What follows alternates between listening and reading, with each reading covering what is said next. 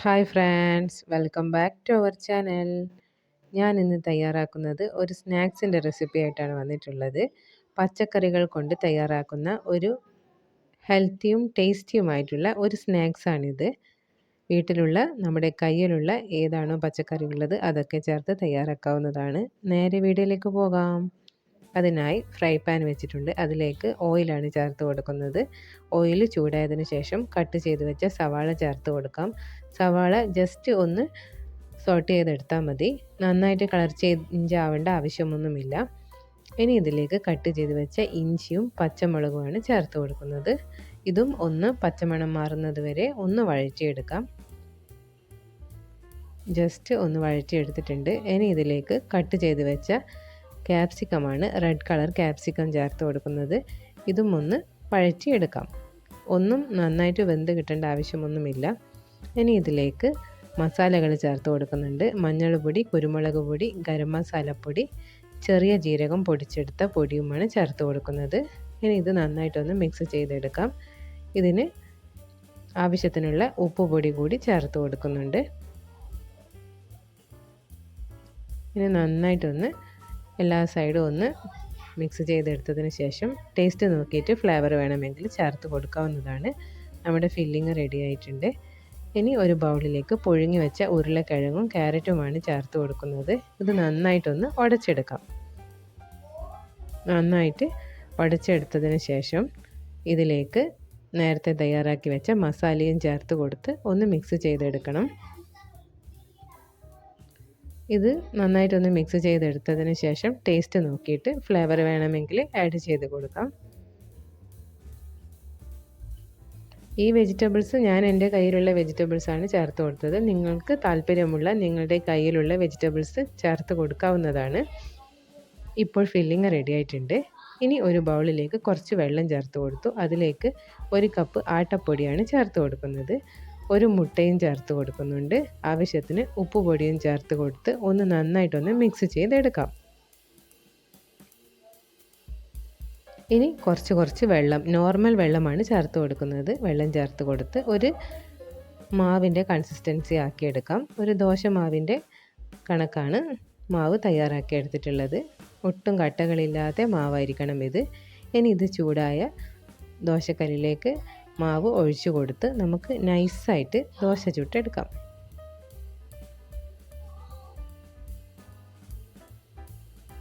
നല്ല സോഫ്റ്റ് ആയിട്ടുള്ള ദോശയാണിത്.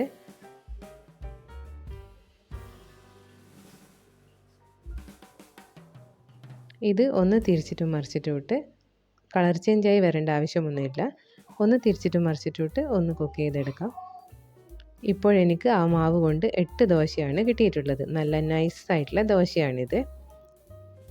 ഇനി ഇത് മാറ്റി വെക്കാം. അടുത്തതായി ഒരു 3 ബ്രെഡ് പൊടിച്ചെടുത്തിട്ടുണ്ട്. ഇത് ഒന്ന് ഫ്രൈ പാനിലിട്ടിട്ട് ഒന്നൊന്ന് റോസ്റ്റ് ചെയ്തെടുക്കുന്നുണ്ട്. ഇങ്ങനെ ചെയ്ത് കഴിഞ്ഞാൽ നല്ല ക്രിസ്പി ആയിട്ടുള്ള ബ്രെഡ് ക്രംസ് നമുക്ക് കിട്ടും. ഇത് നമുക്ക് ഒരു ബോട്ടിലിട്ട് സൂക്ഷിച്ച് വെക്കാവുന്നതാണ്. അല്ലെങ്കിൽ ഇതേപോലെ ആക്കിയെടുക്കാം. ഇപ്പോൾ വിട്ട് കിട്ടുന്ന നല്ല ക്രിസ്പി ആയിട്ടുള്ള ബ്രെഡ് ക്രംസ് റെഡി ആയിട്ടുണ്ട്.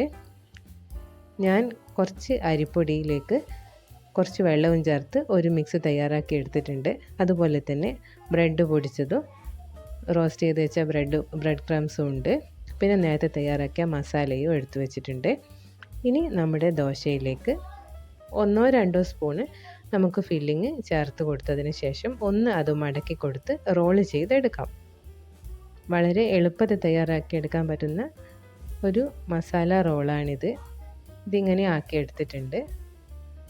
എല്ലാം ഇങ്ങനെ തന്നെ നമുക്ക് ദോശ മാവിലേക്ക് ഫില്ലിങ് ചേർത്ത് കൊടുത്ത് അത് റോളാക്കി എടുക്കാം.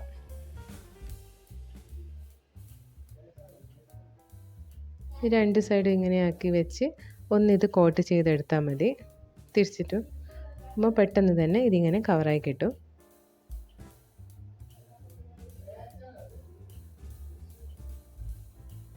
ഇപ്പോൾ 4 റെഡിയാക്കി എടുത്തിട്ടുണ്ട്. ഇനി ഇത് ഈ അരിമാവിലേക്ക് നമുക്ക് ചേർത്ത് കൊടുത്ത് അരി മിക്സിയിലിട്ട് കൊടുത്ത് ഇത് നല്ല തിക്കായിട്ടുള്ള മാവാണ്. അതിനുശേഷം ബ്രെഡ് ക്രംസും നന്നായിട്ടൊന്ന് കോട്ട് ചെയ്തെടുക്കണം. എല്ലാ സൈഡും നന്നായിട്ടൊന്ന് കോട്ട് ചെയ്തെടുക്കാം. തിരിച്ചിട്ടും മറിച്ചിട്ടും ഇട്ട് എല്ലാ ഭാഗത്തും ഒന്ന് കോട്ട് ചെയ്തെടുക്കുന്നുണ്ട്. ഇനി ഇത് ഒരു പാത്രത്തിലേക്ക് മാറ്റി വെക്കാം. 4 എണ്ണമാണ് ഞാൻ തയ്യാറാക്കി എടുത്തിട്ടുള്ളത്.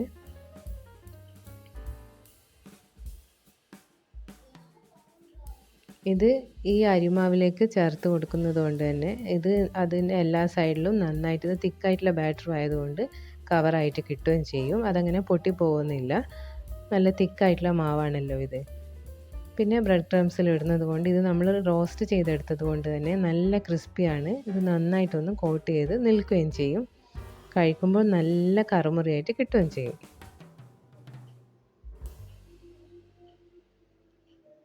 ഇപ്പോൾ 4 ഞാൻ കോട്ട് ചെയ്തെടുത്ത് വെച്ചിട്ടുണ്ട്. ഇനി ഒരു ഷാലോ ഫ്രൈ ആണ് ചെയ്യുന്നത്. കുറച്ച് എണ്ണ മാത്രം മതി. എണ്ണ നന്നായിട്ട് ചൂടായിട്ട് വന്നിട്ടുണ്ട്. ഇനി ഇത് നമുക്ക് ഓരോന്നായിട്ട് വെച്ച് കൊടുത്ത് തിരിച്ചിട്ടും മറിച്ചിട്ടും ഇട്ട് ഒരു ഷാലോ ഫ്രൈ ചെയ്തെടുക്കാം. ഒന്ന് ഇതിൻ്റെ സൈഡും മുഴുവനായിട്ടും ഉള്ളൊന്നും നമുക്ക് ഫില്ലിംഗ് ഒന്നും വെന്ത് കിട്ടേണ്ട ആവശ്യമില്ല. ഇതിൻ്റെ പുറം വശം മാത്രം ഒന്ന് തിരിച്ചിട്ടും മറിച്ചിട്ടും ഇട്ട് ഒന്ന് മൊരിച്ചിട്ടെടുത്താൽ മാത്രം മതി. അതുകൊണ്ട് കുറച്ച് എണ്ണ മാത്രം ചേർത്ത് കൊടുത്താൽ മതി. തിരിച്ചിട്ടും മറിച്ചിട്ടും ഇട്ട് ഒന്ന് മൊരിച്ചിട്ടെടുക്കാം. ഇതിൻ്റെ സൈഡ് ഭാഗം മൊരിഞ്ഞ് കിട്ടാനായിട്ട് നമുക്കിങ്ങനെ സൈഡാക്കിയിട്ട് ഒന്നിത് തിരിച്ചിട്ട് വെച്ചെടുത്താൽ മതി. അങ്ങനെയാകുമ്പോൾ സൈഡ് ഭാഗവും നന്നായിട്ടൊന്ന് മൊരിഞ്ഞ് കിട്ടും.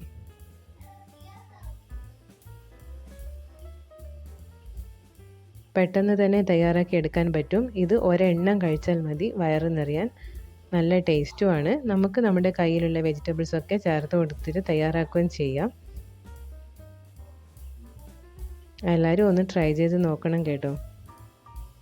ഇടയ്ക്കൊക്കെ ഇങ്ങനെയുള്ള വ്യത്യസ്തമായ രുചികളൊക്കെ തയ്യാറാക്കി കൊടുക്കുമ്പോൾ കുട്ടികൾക്കും ഇഷ്ടപ്പെടും. ഈ വീഡിയോ നിങ്ങൾക്ക് ഇഷ്ടപ്പെട്ടിട്ടുണ്ടെങ്കിൽ എൻ്റെ ചാനൽ ലൈക്ക് ചെയ്യാനും ഇതുവരെ സബ്സ്ക്രൈബ് ചെയ്തില്ലെങ്കിൽ ഒന്ന് സബ്സ്ക്രൈബ് ചെയ്തുകൂടി സപ്പോർട്ട് ചെയ്യണേ. ഇനി അടുത്ത വീഡിയോ ആയിട്ട് കാണുന്നത് വരെ താങ്ക് യു.